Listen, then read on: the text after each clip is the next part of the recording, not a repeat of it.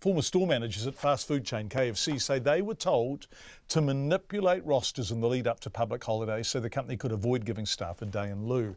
The boss of Restaurant Brands, which owns KFC along with Pizza Hut, Starbucks and Carl's Jr., has denied the allegations. Checkpoint has spoken to 5 former managers who say they were explicitly told which employees needed to be rostered off to control labour costs. Checkpoint understands the practice stopped when 0-hour contracts started being phased out in 2015.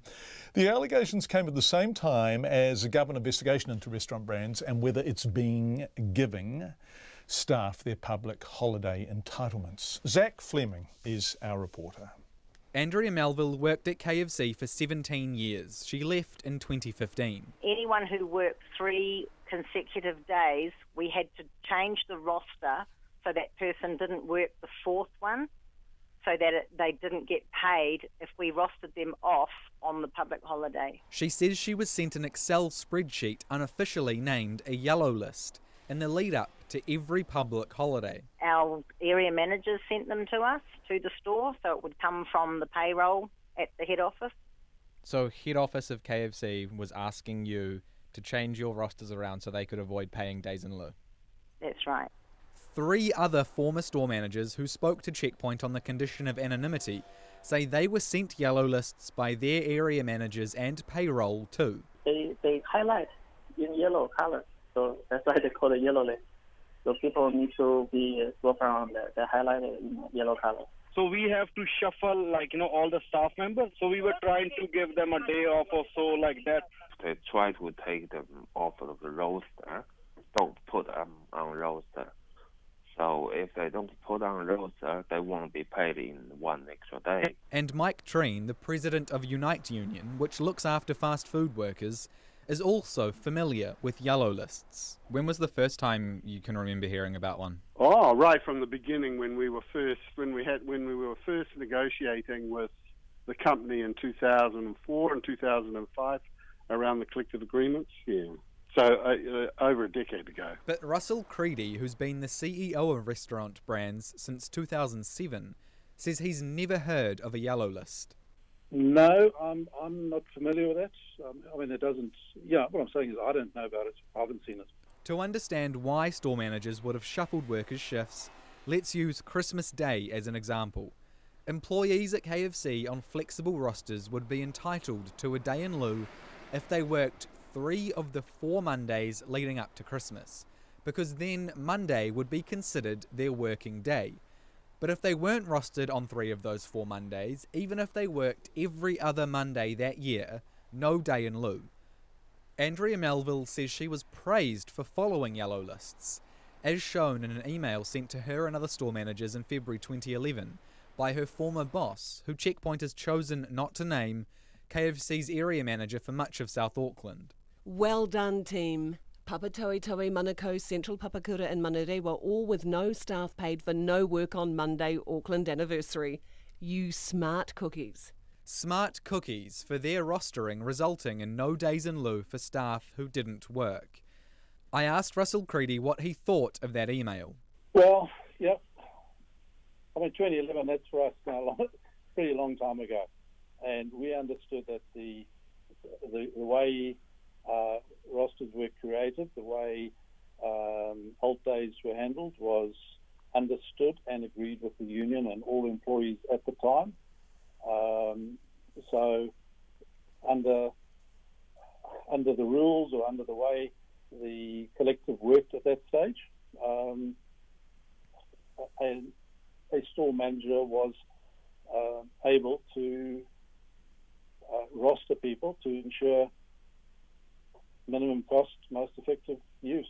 Is that acceptable for you as the CEO of Restaurant Brands that was done? Yeah, that's one of the reasons why we agreed to change. A change from 0 hours contracts to fixed shifts, where staff now agree on their working days, removing the otherwise working day debate, and the potential for managers to manipulate rosters. Unite Union's Mike TREEN says he hasn't heard of yellow lists being used at KFC for several years now. But Restaurant Brands is currently being investigated by the Ministry of Business, Innovation and Employment over concerns employees within their business have not received their minimum public holiday employment entitlements. It's not known whether that relates to yellow lists. MB wouldn't elaborate, saying the work is ongoing. And Mr. CREEDY wouldn't speak about the investigation either. No, not talking to you about that. Okay, why not? It's work in progress, so not talking to you. Work in progress in the sense of? Look, not answering you on these, okay?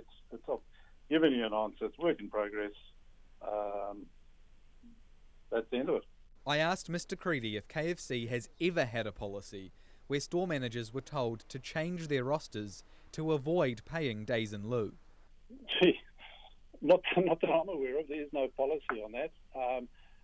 If you going back to say, is an area manager or a store manager required to minimise costs, manage costs effectively at the time of drawing up a roster? Certainly, people are expected to act effectively and manage costs. Manage costs. What does that mean?